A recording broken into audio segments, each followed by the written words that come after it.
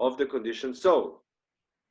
And therefore, Lord Krishna has given hints of those places so that one who wants to conquer the enemy may know where he can be found.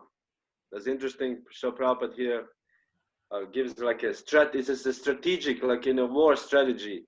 We have to find where the enemy is, and then we know where to attack. So the lust is hidden in this mind and intelligence, sitting places of lust. So, yeah. Mind is the center of all the activities of the senses, and thus when we hear about sense objects, the mind generally becomes a reservoir of all ideas of sense gratification. And as a result, the mind and the senses become the repositories of lust. Next, the intelligence department becomes the capital of such lustful propensities. Intelligence is the immediate next door neighbor of the spirit soul. Lusty intelligence influences the spirit soul to acquire the false ego and identify itself with matter, and thus with the mind and senses. The spirit soul becomes addicted to enjoying the material senses and mistakes this as true happiness. This false identification of the spirit soul is very nicely explained in the Shrimad Bhagavatam 10:84-13. This is now a very heavy verse is coming, so be ready. Yasyatma buddhi kunapetri dhatuke svadhi kalatradi shubhama ijadi yatir tabuda salerena karichich janeshu abigeshu sa eva gokaraha. This is a very famous verse and very heavy verse. A human being who identifies this body made of three elements with his self, who considers the byproducts of the body to be his kinsman, who considers the land of birth worshipable, and who goes to the place of pilgrimage simply to take a bath rather than meet a transcendental man of transcendental knowledge, there it is to be considered like an ass or a cow.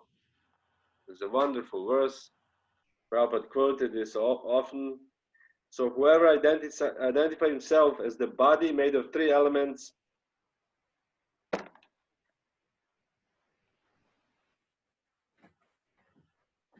whoever identifies himself or herself with this body as made of three elements, and who considers the byproducts of the body like his kinsman, and who considers the land of birth worshipable, it's no different than a cow or an ass. So I actually recently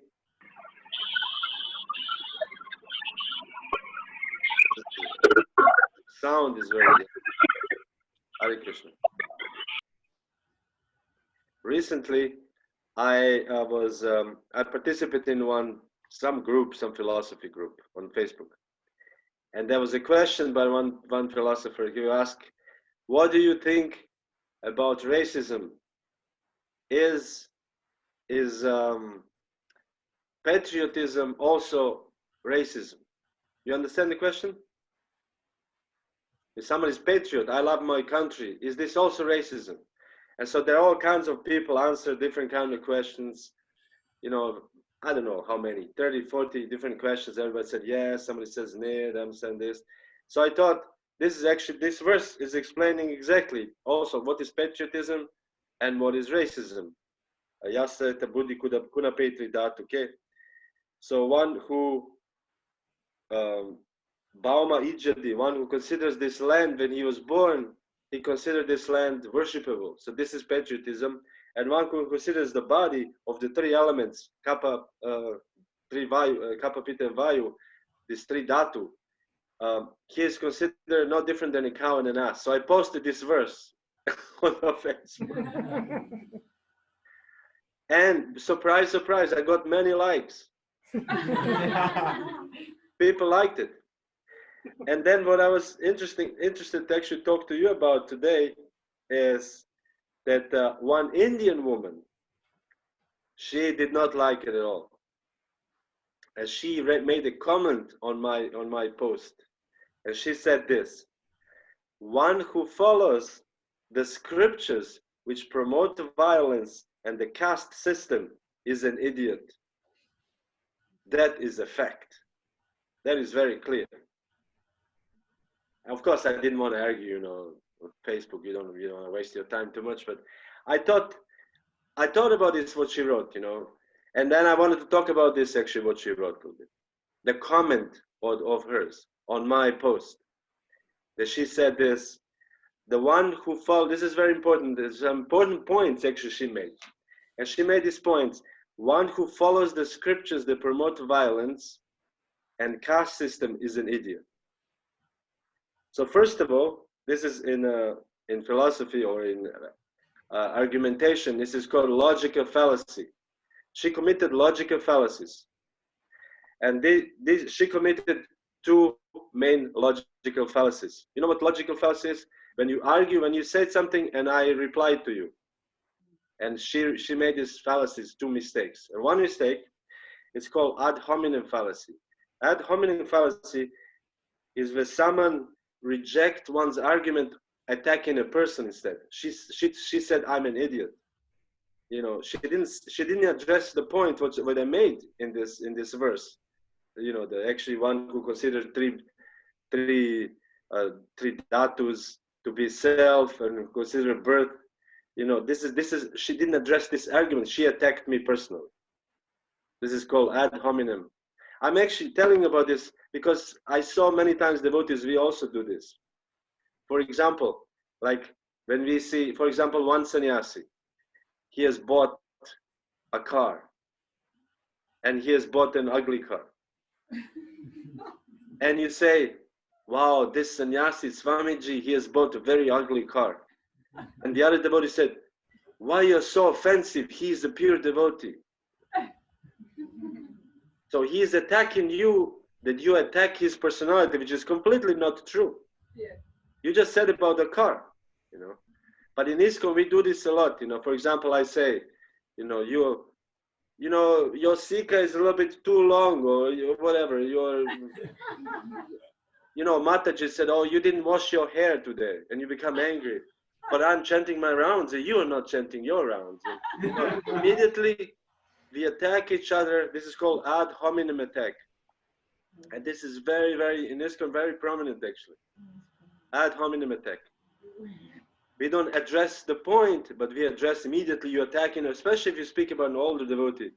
Like older devotee, you cannot say anything against older devotee, like nothing. If you say something, you're offending pure devotee. This is not true. I'm just pointing that he bought an ugly car. That's all. So this is called ad hominem attack. Next logical fallacy what this woman made is called strawman argument. Strawman argument is when somebody attack a position that you don't really hold. For example, she said here, she attacked me that I hold the position that I'm a violent person and that I endorse, this caste system, which is a terrible thing. This is not true. I don't hold these positions at all. But she attacked me as I do. And also in ISKCON, we know this sometimes, and you, for example, you say, oh, Mataji, you didn't wash your hair. And what about you brahmacharis? You're always against women, and it's a completely, you don't hold this position, but they attack you. Or you can say whatever, you Berlin devotees, I know these Berlin devotees. They, like for example, someone is from Berlin, come here to Cologne, and they say, oh, this subject was a little salty today, And you said, and you Berlin devotees, when I was there last time, you didn't let me do, completely, you attack the position which this person does not know. Like nowadays we have this Black Lives Matter. Whoever is not black, you don't know any, this is like, I don't want to go into this now. But this is all called logical fallacies. There's so many logical fallacies today. We can, there's so many logical fallacies, but I don't want to go through them. I just wanted to go through these two, this woman made. She attacked me personally, and she attacked a position which I don't hold at all. So I was thinking I could have replied, okay, dear Mataji, you actually made these two logical fallacies. You're a philosopher, you made the two logical fallacies. And second of all, let us discuss. First of all, I'm very honored that you said I'm following the scriptures.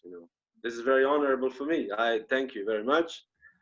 And the third of all, that she said there that the scriptures, they support violence. So this is first of all not true. I don't support violence. And if we actually analyze the scriptures, we will see that we do not support or endorse violence. And because in the scriptures, for example, I'm sure she meant about Bhagavad Gita that Krishna was pushing Arjuna to fight, to kill others. This is supposedly that Krishna endorsed violence. But we know, first of all, that Krishna is known in the Bhagavad Gita as Suhridam Sarva Bhutanam. I looked up the word Suhridam in the Sanskrit dictionary, and Suhridam means a friend or somebody who is very dear. So Krishna is a friend to every living entity. Krishna is Suhridam. And even when Krishna commits so-called violence, what we call violence, like this Shishupala, we know Krishna killed Shishupal, and Krishna also killed several others, Kamsa and some other demons. All these Putana, for example, all these people who were like terrible, actually, demons, they merged into Krishna's body. Krishna gave them liberation. So actually, Krishna's killing, the sound of noise is this, I don't know who has it.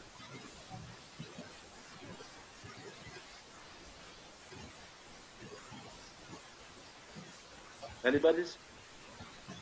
Kann ich weitere Aussagen von anderen?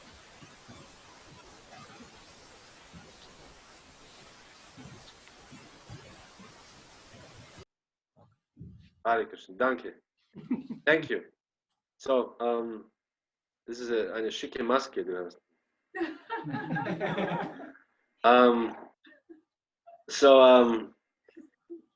So the Krishna actually, when Krishna kills somebody, he actually does him great mercy that he gets liberation from Krishna's killing. So this killing, this so-called violence, is actually not at all violent, is actually merciful. But we have to know philosophically, first of all, who Krishna is. I'm doing currently Bhakta program in Cologne, and we went from the very beginning, who God is. Like, when someone said, I don't believe in God, and I'm sure if you ask him, what is God to you, he or she will not know what God is. He will just say, oh, this is some guy in the sky or whatever. They don't know. But if you explain from the very beginning, the creation, the Mahatattva, the Purusha avatars, different avatars, they enter the universe and atoms are all pervading. Kshirodakashai Vishnu, they will think, wow, actually that may be true. So in the same way, first we have to know who Krishna is. That he is Aham Bija Pradapita. I'm the father of all living entities. So therefore, how can father of all living entities be cruel or support violence? This is complete nonsense, actually. Nonsensical. There's one story in the Chaitanya Charitamrita when Narada Muni, great sage Narada Muni, was once, walking, traversing the earth, as they say. And then he went to the forest and he met one hunter. And this hunter was killing animals in the forest, but not killing them fully. He killed them, as Chaitanya Charitamrita said, halfway. I don't know how do you kill halfway. I guess injured and the animals. And he said he get great pleasure. He's seeing animals struggling and dying slowly. This was his great pleasure. There are people like this mode of ignorance. And then Narada said, why are you doing this? This is terrible. This is very sinful. And he said, well, my father was teaching me like this, so therefore, this is my authority. My authorities are doing the same for years. And this is also when we become devotees, sometimes our parents says, what is this Hare Krishna? We are eating meat. My grandfather was eating meat. My father, I'm also eating meat. Why are you not eating meat? Who do you think you are? This is another logical fallacy, by the way, calling for the authority. But so Narada said, so if your father was teaching, doesn't mean that you should do it. And he preached to him a little bit. as we all do to the non-devotees sometimes. And the hunter said, wow, this is actually, I want to become a devotee also myself. Another said, wow, that's wonderful. And the hunter said, what shall I do? Tell me, I can become devotee right now. What do I do? And we know in the devotional world, when we ask our spiritual master, or if we ask a senior devotee who has our authority, what shall I do? This is usually not, we get not answer that we expected. You know, when we said, my dear Guru, what shall I do? And he said, do this. And he said, oh, maybe I cannot do this. Maybe I'll do something else. And he said, okay, do this. Oh, maybe not this. Maybe, is there something easier? So this is usually what we, therefore Prabhupada says when he was, Bhaktisiddhanta Saraswati was leaving his body in Jagannath Puri, Prabhupada asked him, my dear spiritual master, is there any service I can do? This is the highest question a disciple can ask. Tad vidi pranipatena pariprashnena sevaya upadekshanti te jnanam jnaninas tattva darshana. The disciple is inquiring submissively and rendering service. So therefore he asked, what shall I do? And when we read about, we're reading before the Bhagavatam class, we read a little bit from the Transcendental Diary from Hare Story Prabhu about Srila Prabhupada. These devotees of Prabhupada at that time in the 70s, they were so fired up, they're ready to do anything for Prabhupada. Prabhupada says, go to Australia. They go to Australia immediately. They did not even question. For Prabhupada, they were ready to do anything. This was a surrender which is unparalleled at that time. So therefore, when we ask this question, what shall I do? So Hunter asked Narada Muni, my dear master, what shall I do? And what did Narada Muni answer? He answered, well, I think you should break your bow in half, bow and arrows. And Hunter said, oh no, anything else but this. So, and he said, no, you should do this. And they asked this very interesting question, as every devotee asks.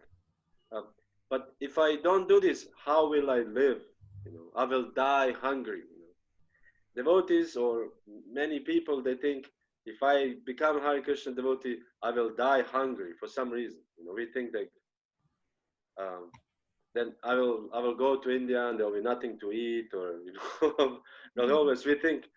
And Narada Muni said, no, you will not die hungry. I will make sure that you're supplied food regularly. And then he said, I don't want you to commit any more violence. This is what I wanted to make point with this violence. The Narada Muni actually instructed this hunter not to commit violence anymore.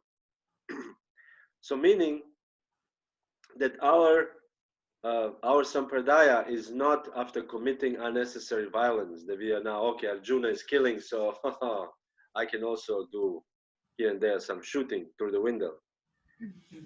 We actually do not commit violence. Our sampradaya is non-violent sampradaya.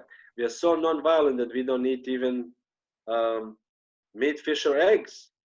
We are non-violent. So, and we see in the Srila Prabhupada also many times, he said, they asked him, but Srila Prabhupada, it is said actually that all the warriors on Kurukshetra, whoever died in the presence of Krishna, because Krishna was present on the battlefield of Kurukshetra, went to heavenly planets. All the warriors who died, they went to heavenly planets. They actually got upgraded. Instead of this planet, they lived in higher planets and they enjoyed life for millions and millions of years, according to our calculation. So they got promoted.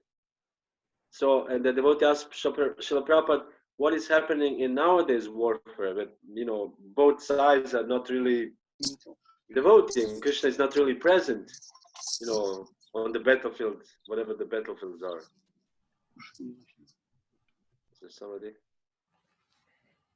So Srila Prabhupada answered, actually the both sides are going to hell. This is not the best situation for both sides in the warfare. So once again, we are non-violent movement. We are not into violence at all.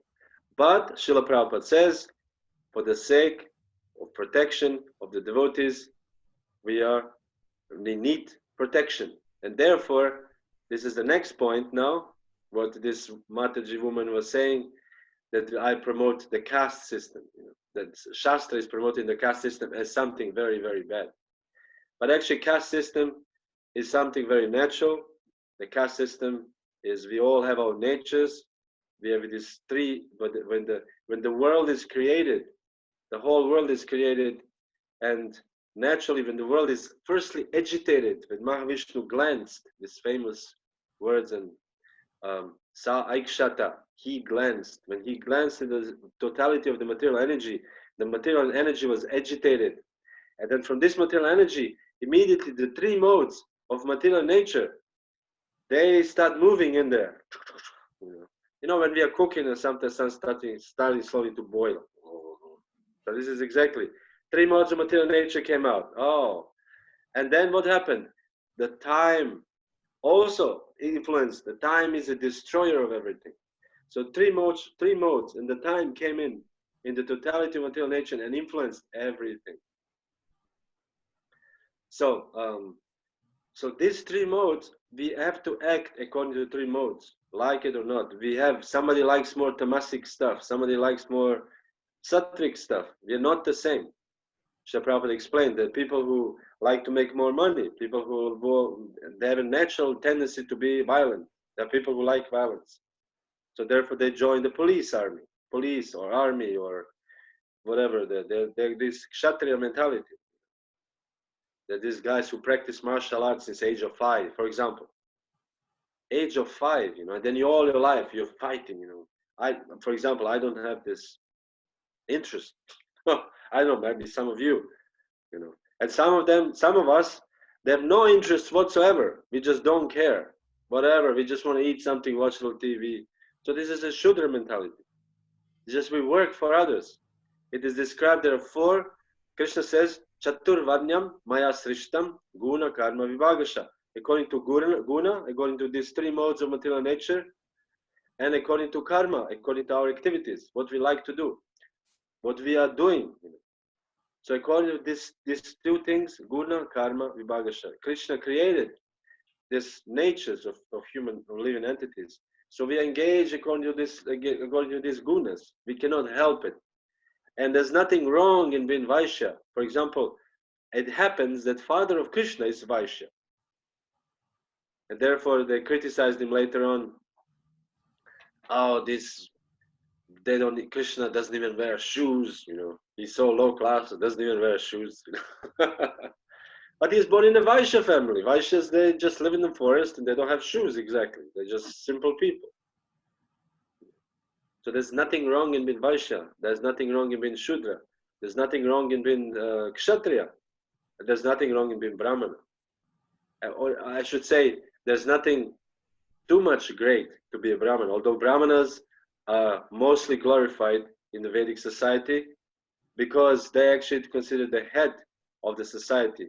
Because if the head is weird, then the body goes astray, doesn't go proper way. So, Namo Brahmanya Devaya Go Brahmanya Hitacha Jagadita Krishna Govinda Namo Namaha. Brahmanya.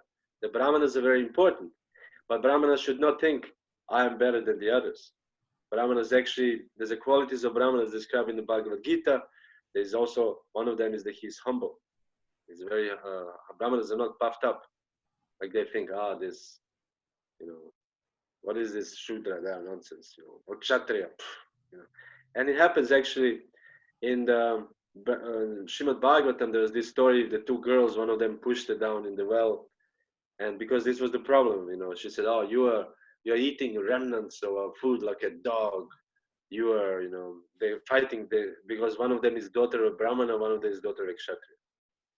But this should not be actually. Because all Varnas actually have equal opportunities to serve Krishna. Because ultimately, Vidya Vinaya Sampane, Brahmane Gavi Hastini, Shuni Chaiva Shvapakicha, Pandita Samadarshan. The Pandit sees with equal vision a soul in every living entity, not only in humans, but we see in an elephant. We don't have elephants in Germany, but we have a dog, for example. The song you have there in the area, all these old people, Rentna, they walk these little dogs. And you think, wow, look at this dog. This dog actually is a pure spirit soul. This little, these little dogs, This little dog can actually, he has a capacity to become a gopi in the spiritual world. And instead, he has accepted this terrible, this little body in Wartenberg or whatever the area, this dog lives in Berlin. And this is so sad. This is very, very sad. So to come back, so we have this non-violence. This is false. Actually, no, sorry, violence. It is false. We actually non-violent movement. This four castes caste system is actually not bad at all. It's actually the caste system is making arrangement with the society to don't become so confused, because nowadays everything is confused, as Prabhupada called it, topsy-turvy, meaning everything is like upside down, craziness, all craziness. The businessman become president. This is like, how can Vaishya become president? How can Vaishya, for example, in the USA, Vaishya become a Kshatriya? This is, it doesn't work. He doesn't have brain to be a Kshatriya. But anyways, everything is nowadays so messed up, totally messed up. But so this is the thing, and then the third point, what she made, is that she said the one who follows the scriptures which promote violence in the caste system is an idiot. That one who follows the scriptures. What is a scripture? I would also ask, to ask her, what is actually a scripture? Because there are so many scriptures. But we actually learn in our Bhakta course, the scripture is Apaurusheya. Because there's so many writings around, if you go to the library, if you go to the bookstore, what is this? Oh, somebody say hello. Okay, somebody made a...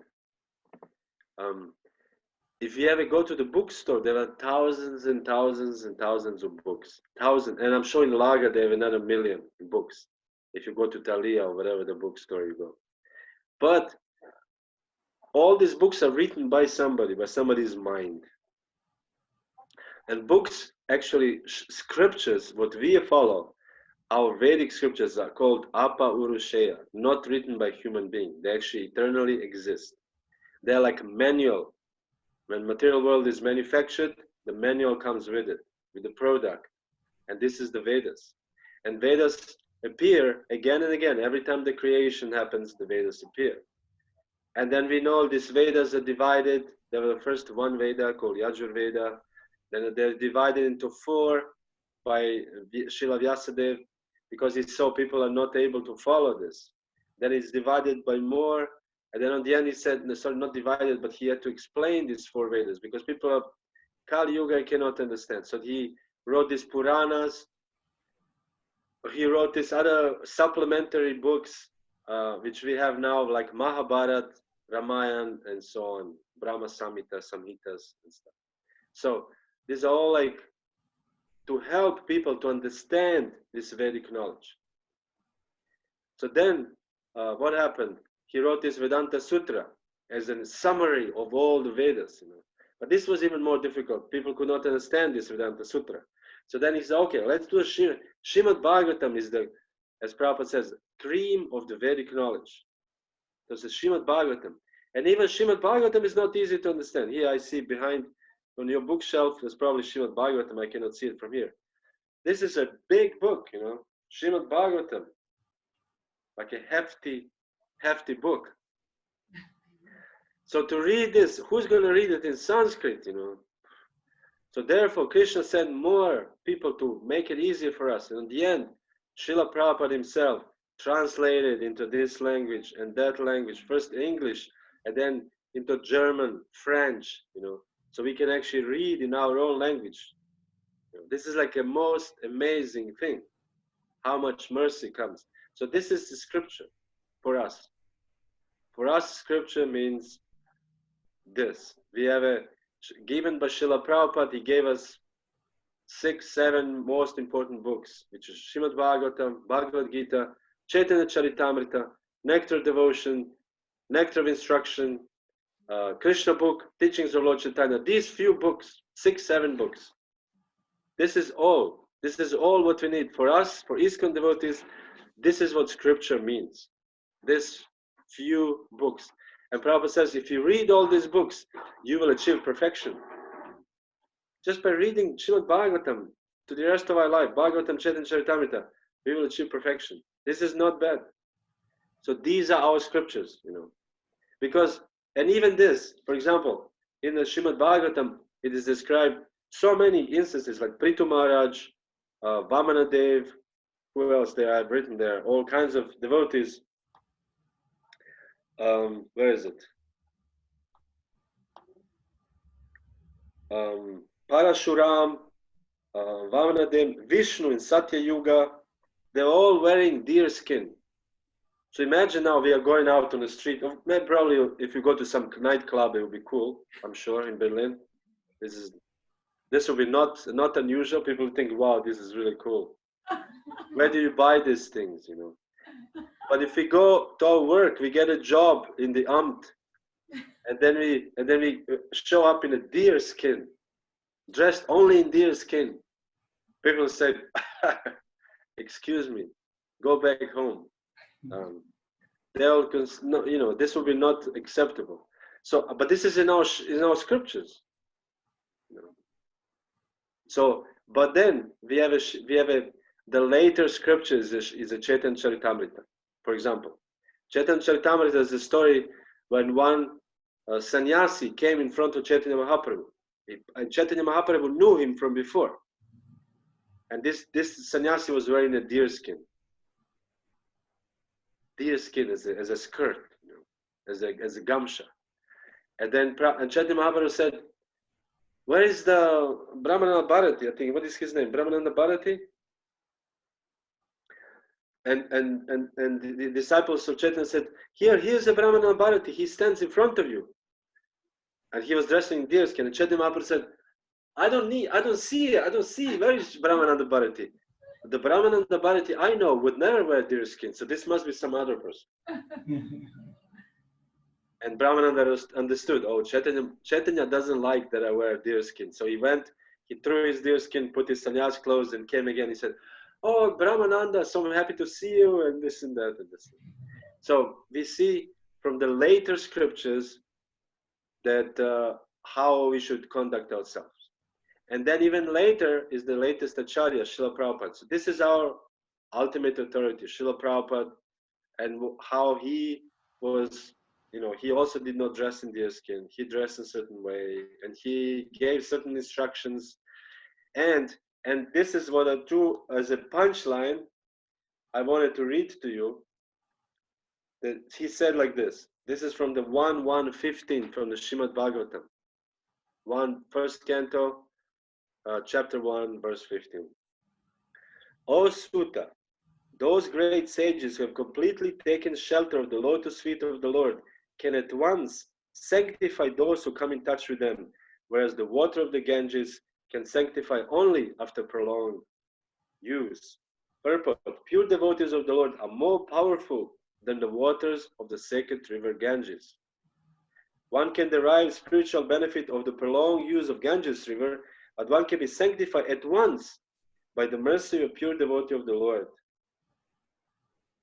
In the Bhagavad Gita, it is said that any person, regardless his birth, a Shudra, woman, or merchant, can take shelter of the lotus feet of the Lord, and by doing so can return back to Godhead. So this is ultimately the thing, that this Kali Yuga is so messed up and so disturbed and so full of bad qualities. So, and this mercy of our sampradaya is floating, is an Überschwemmung. How do you say Überschwemmung? I forgot now in English. Flood. This is a flood of mercy coming from the spiritual world. And we just have to, whoever we are, whatever our position, whatever our fallenness, however stupid or intelligent or beautiful or ugly we are, doesn't matter. we can all be purified and go back to Godhead by the mercy of the Parampara. So we should never underestimate the power and the mercy of the Parampara. So this is my answer to this woman who posted this thing on Facebook. But of course, I didn't want to, I cannot write this roman, to her. So this is my explanation to you. Thank you very much. Hare Krishna. Hare Krishna. Do you have anything maybe to ask or maybe to add something or something like this? Yes, Prabhu. Go ahead. Hare Krishna, Jai Sachi Prabhu. Hare Krishna. Please accept my obeisance. I have a question. We have to improve our relationship with God, Yes. but I think we should first make a relationship with other devotees and other our friends.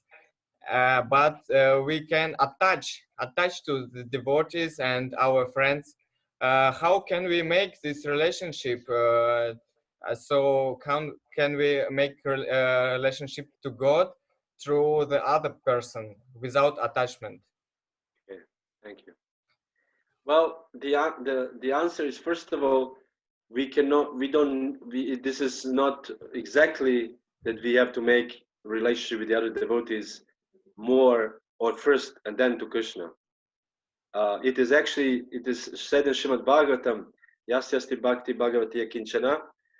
I don't know exactly, then Samasate Sura, that one person who becomes devotee, a pure devotee of the Lord, he immediately develops all the good qualities of the demigods. So basically, if we apply our process very seriously, then it will expand to all kinds of planes, in the relationship plane. That's why the husband and wife, for example, there's so many questions. How do husband and wife live? Nowadays in Kali Yuga, there's so much fighting and divorces, but this is actually very easy. If both husband and wife have Krishna in center, Yasyasti Bhakti Bhagavati Kinchana, and both are practicing the process, then the good qualities will develop. The tolerance, the mercy, the patience, this all develop automatically.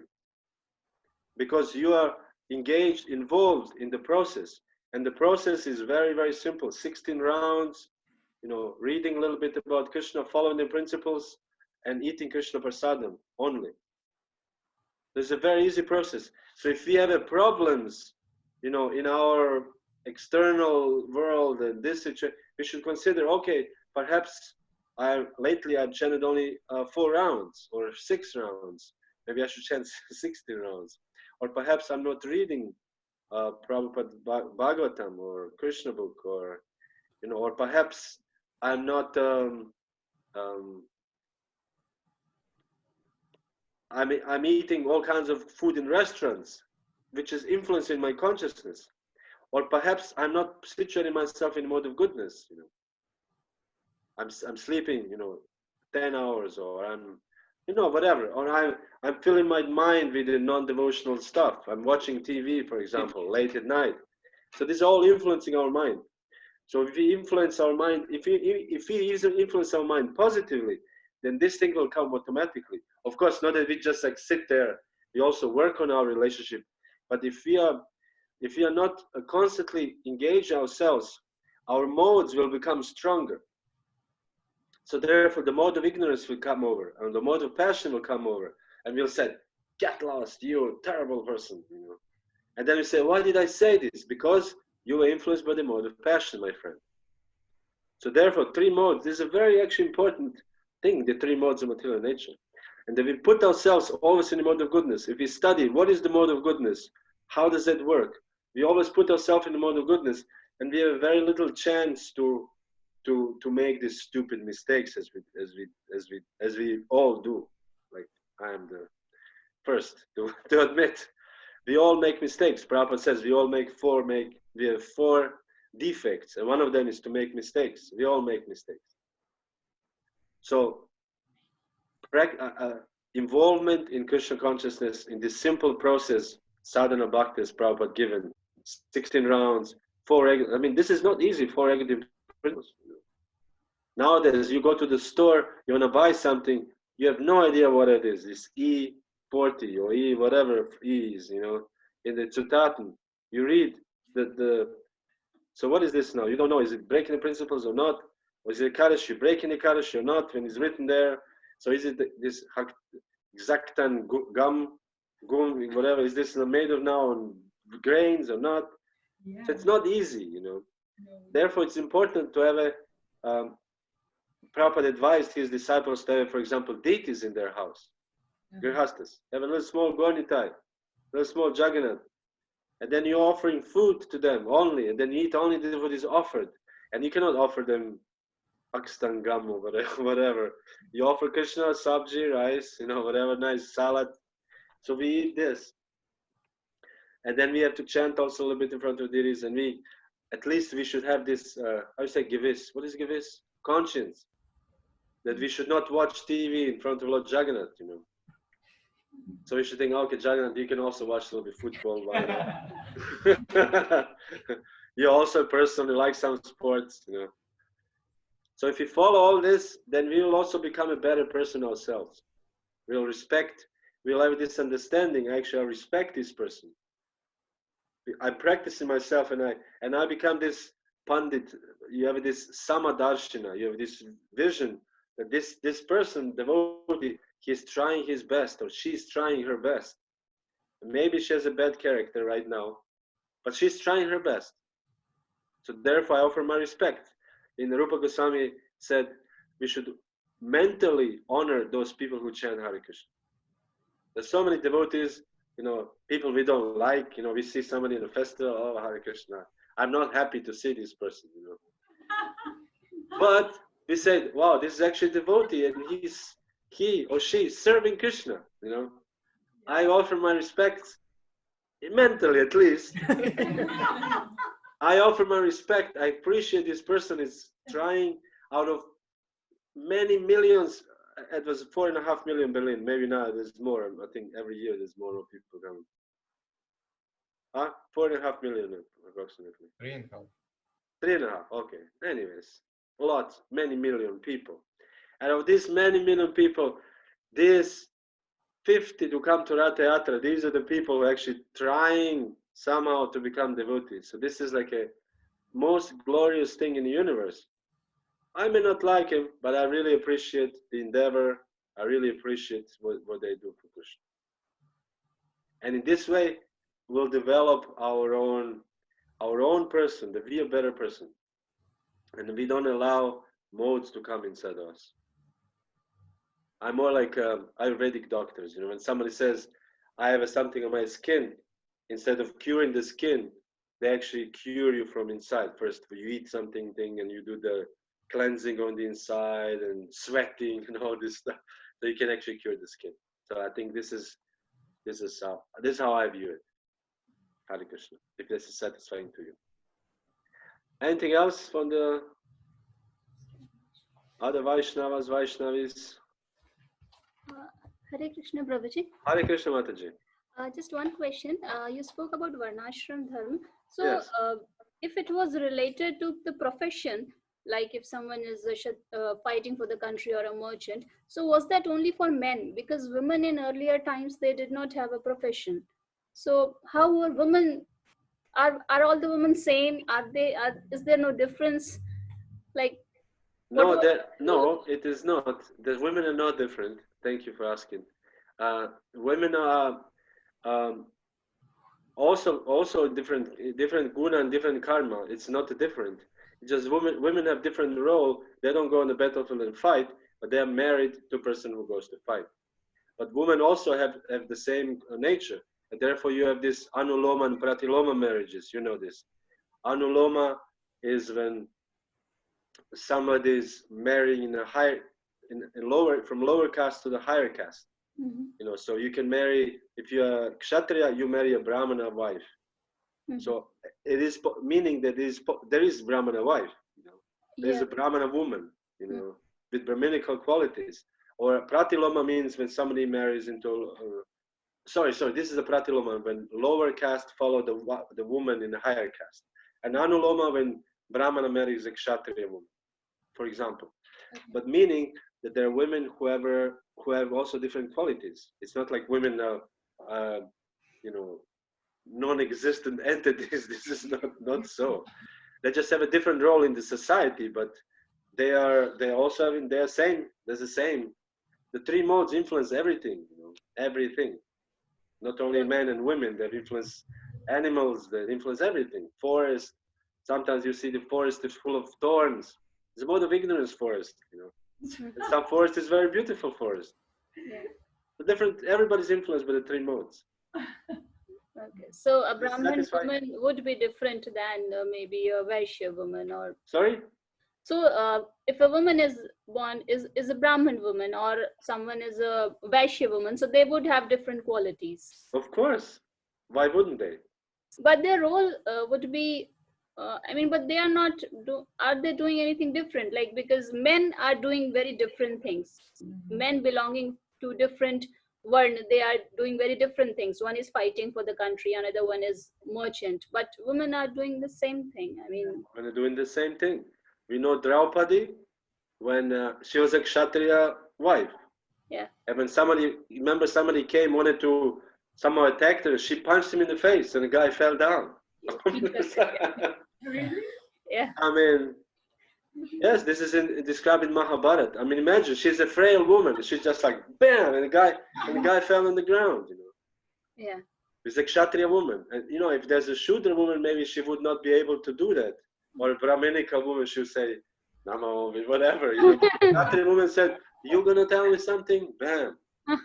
Yeah. So there's also nature. The women have their own nature. The men have their own nature.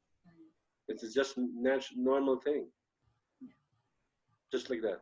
Okay. Like, for example, in the Shrimad Bhagavatam is described when, what is the name of this? Ajamila. When Ajamila was walking in the forest, he was a Brahmana boy, and he saw the Shudra, men and women, engaged in this nefarious thing. Mm-hmm. But this was a Shudra woman. You could not see a Brahmana woman do this.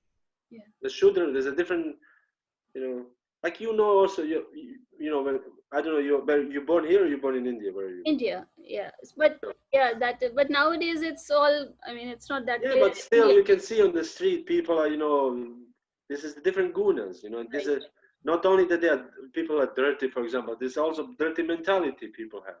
And there are people who are very noble and very nice, and both men and women. Nature affects everybody. It's not like, it just, the scriptures don't speak much about this, but it just makes complete sense.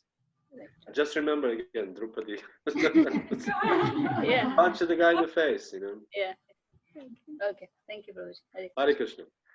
Any other questions or? Yes, Prabhuji. Go ahead. You already stood up. You don't want to.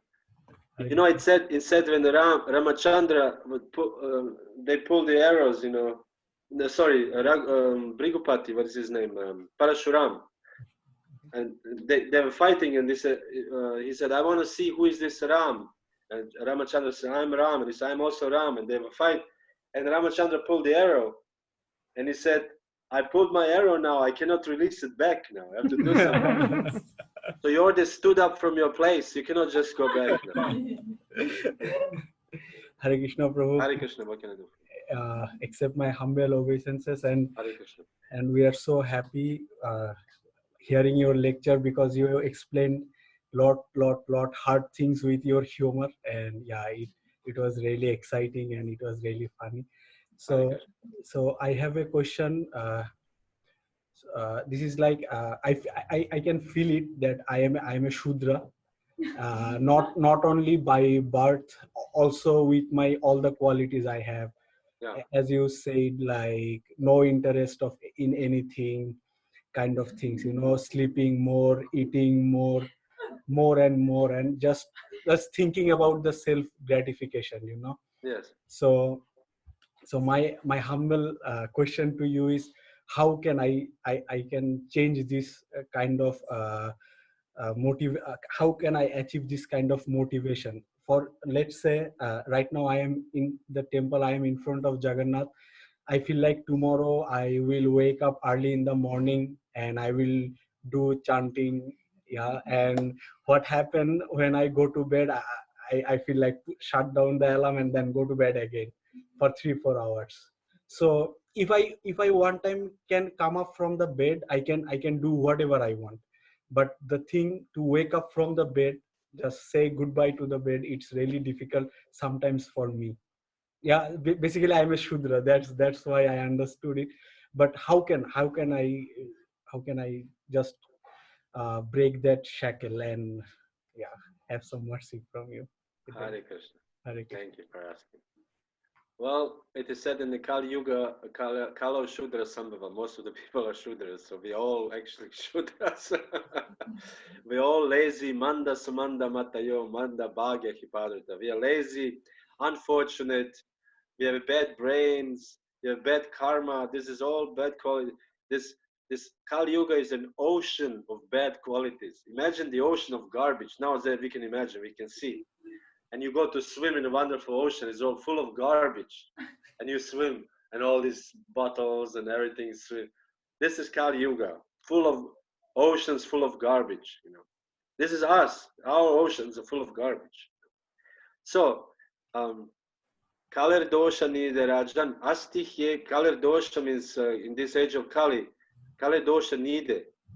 Dosha nide means full of faults, ocean of faults. Asti Heko Mahan Guna, Kirtana Deva Krishna Sya, Mukta Sangha Paramjit. Only the chanting can help us. So we can, or you or me, try to put ourselves, first of all, purposefully, to don't be in the mode of ignorance. Try. What is mode of ignorance? Indolence, laziness, sleep. You know, in my country there was a saying, whatever you can do today, do it tomorrow. Better. Why would you do it today? You know, just leave it. You know, somebody else will happen. So this was the motto. You know, but we should think. Okay, I should not be. You know, I should try to put myself, not be so procrastinating, not be so sleeping. Try to put instead of 1 alarm, 4 alarms. You know. Or put, as in the old days, you know, before the digital clocks, we have this clock with this, you know, ding, ding, ding, Yeah. and we put this inside of one metal plate, and in metal plate you put 2 spoons. So when this rings, everything is shaking, glang, glang, glang, glang, glang. This is like you cannot sleep. You know. Or ask somebody from the temple, please call me. You know, this is terrible. I don't want to sleep so. But this is the one thing. And another thing is chanting the Hare Krishna mantra. Try to chant sincerely. I don't know how many rounds you chant, 4 rounds or 10 or 15 or 25, 45. No, Prabhu, for last 1 or 2 months, I am trying to chant 16 rounds. 16 rounds is wonderful. So if you try to chant 16 rounds and try to chant the 16 rounds very attentively, you know, close all the computer, just put it down, turn off the phone, no messages, nothing. Just sit in front of the picture of Krishna. I don't know, you have an altar a little bit at your home or anything? Yeah, bro, I have a Nrsimhadev deity, small. Nrsimhadev, that's it. You know, what more do you want? You just pray. Please, my dear Lord Nrsimhadev, destroy this demon-like desires in my heart. And then you chant Hare Krishna, Hare. You chant very attentively 16 rounds, and you chant 16 rounds in one block. Sit. I don't know. You're going to what do you do? You go to university or? Yeah, bro. I'm a student. What do you study? I'm studying computer science. Okay, computer science. So you're very not intelligent, obviously. Computer science, you're very smart guys. You know, IT guys are always the smartest guys. You know, we know this. So sit. I don't know. Are you going nowadays? Of course, there's no university. You just sit at home. So sit at home. Turn everything, all your computer, everything turns off. Just 16 rounds in front of deities. Hare Krishna, Hare Krishna, Krishna, Krishna, and pray to the Lord. And then Krishna will also inspire you from the heart. And then have association with devotees, you're doing this obviously. You're associating with devotees, you do some service. Tadvidi pranipatena, you ask questions and you offer some seva. Pariprashnena sevaya. Prashna and seva, this is the two things. So you do everything actually. So in this way, then it becomes increasing. And in this way, there's a one verse in Bhagavad Gita that said, Shana is Shana. Shana means step by step, like Shani Dev, you know. Everything has to be gradually making progress gradually. And you're born in India, or you're born in here in Germany? Where are you born? No, bro, I'm basically from Bangladesh. You're from Bangladesh, okay. This is the same. Yeah, same, yeah. Similar thing. Yes. Like you make gradual step by step forward. You don't go back, you know. If you chant 16 rounds, you don't go back to 14 rounds. You know, if somebody chants 4 rounds, they think, okay, I should increase into 6. But they don't go back to 4. Increase to 6 and stay there, and then increase to 8. So like this. You have 16 rounds, you chant 16 rounds.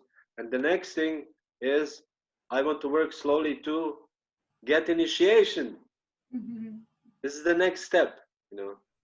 Okay, chanting is nice, studying is very nice, you get some job, you make some money, this is all nice.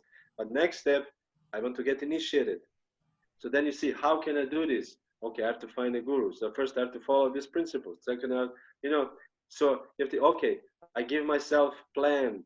Next 2 years or 3 years, I will put myself in a position to be able to be initiated, for example. And then you work slowly, so like making plan to your life. Or you can say, okay, and then you find a guru you appreciate, you like, then you slowly relate to this guru, and then and slowly this guru will, like it or not, he will give you some instruction. And then you try to follow the instruction, and you say, okay, I like to do this, and you can say my limits are this, you know, up to this certain point. You know, for example, you're not married. I assume you're not married. Are you married? No problem. So you're not married. You have to slowly get married. You have to slowly get initiated. So it's all the things that staying ahead of you. What do you study? Masters or PhD? What do you? Masters, bro. Masters. Yeah. Are you going to go further or just stay in PhD? No, bro, that's enough. That's enough. That's enough. So once you finish your masters, then you have to get a job, then you have to get a wife, then you have to have a guru. So these are all tasks you have to accomplish. So what kind of wife would you get? You know, of course, I don't know, in arranged marriages, but even if arranged marriage, you want to arrange marriage to be somewhat a devotional wife, you know, that you want a complete, you know, wife is like, there's this nonsense vegetarianism, I like to eat eggs, you know, it's not going to be a happy marriage. You know? So like this, you make your life, mold your life to fit somehow, to suit your spiritual path. Slowly, shane, you know. And then after some time, it's like drop by drop in the cup. And after 30, 40 years, you look back and you say, wow, I'm already second initiated. I'm buying a house. I'm rich. I'm buying an apartment in Mayapur now. My life is good. I'm happy. I'm initiated. My guru, everything is wonderful. I already given regular Bhagavad Gita lectures. You know, and just remember, like 2020, when I asked this Prabhu on Zoom this question. Look at me now. I've changed my life completely. I'm blissful, ecstatic devotee in Krishna consciousness. Thank you, Prabhu. I hope Jagannath will listen what you have said, and he will give me that empowerment, Prabhu. Just bless me, Prabhu. It's a conscious effort. Yeah. Thank you, Prabhu. Hare Krishna. I have a question. Takes the card, Hari Bol. Hare Krishna, I do not see you. I see very little. Okay, Hare Krishna. Hare Krishna. I just wanted to say that I don't belong to any organization, but I'm a Hare Krishna devotee. Yes. I also do Kundalini Yoga. I'm a Kundalini Yoga teacher. Okay. I also go to the church. I go to all the organizations. I go where Lord Krishna tells me to go. Yeah. Yes. I would like to give that Prabhu some advice, because I think when I first initially started to chant, You can do like a few rounds, but you first have to still the mind. So it's important he might try to want to do some breathing exercises to still his mind from his busy work schedules. So breathing exercises would help. He could also play the Hare Krishna Maha Mantra, which is I think 7 to 8 hours on YouTube. Play it, which helps a lot, even if he's not like into chanting a lot. He just needs to play it so the vibration goes into his environment that he is in, and it helps a lot.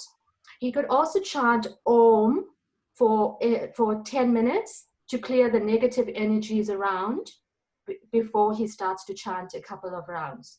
So I think those are important things to do before you just get into 16 rounds, because to get into 16 rounds takes a bit of time, because it's a process of cleansing, of taking, because I know I'm reaching the point of losing my ego, yeah? And I'm losing it completely, and I love it. And I don't judge, because I'm not a judge. So, and I don't, everyone's equal, everyone's the same. We're all part of God. So there's no black, white, colored Indian. They're all Matajis and Prabhus in my eyes, okay?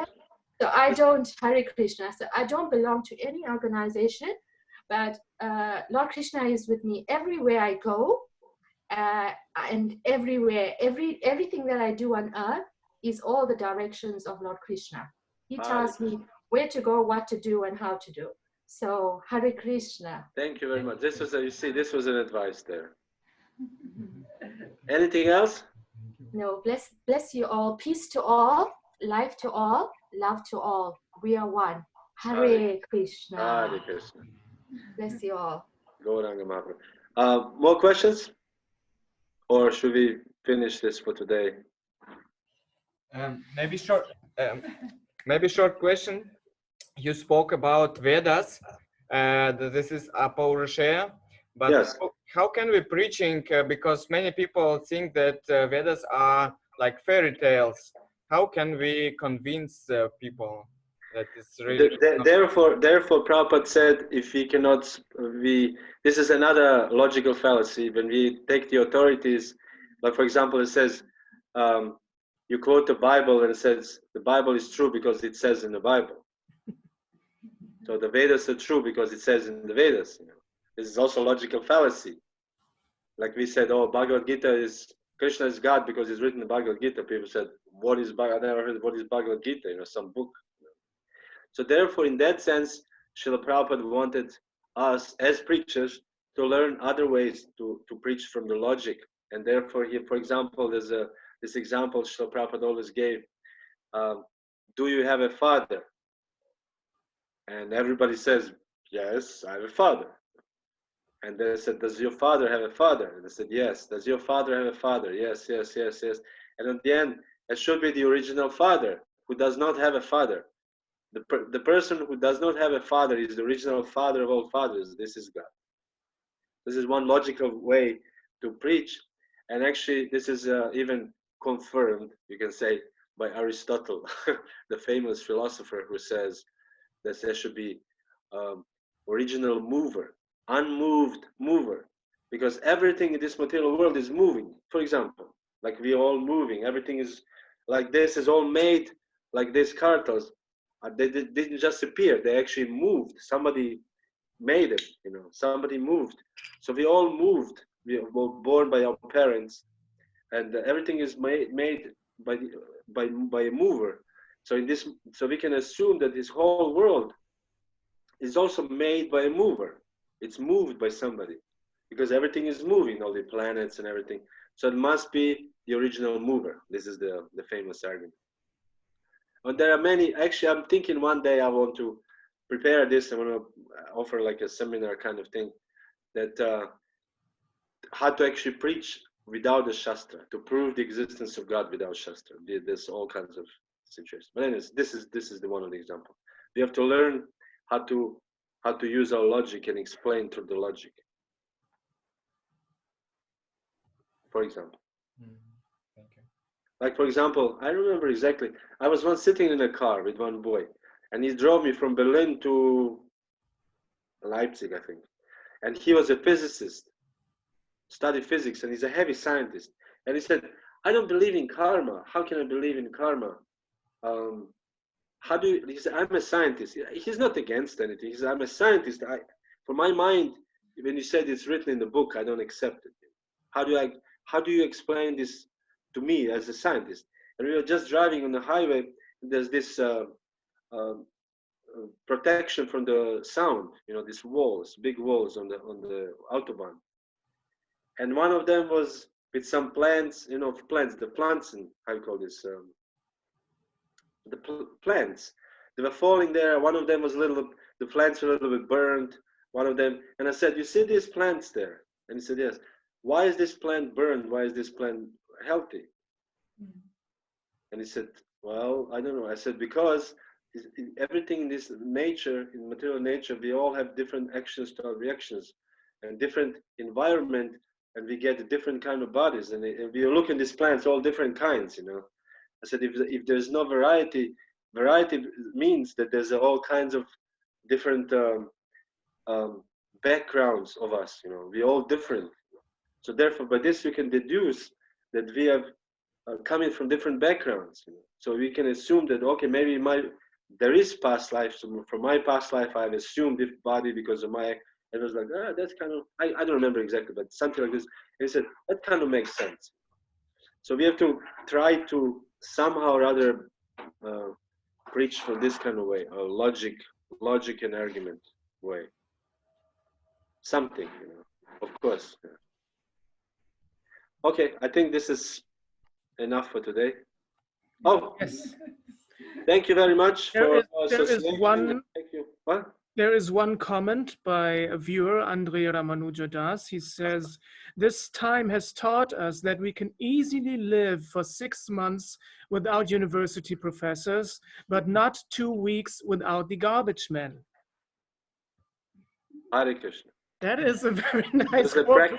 There's a practical advice. Without the garbage man, without water, that's, basic things, without food.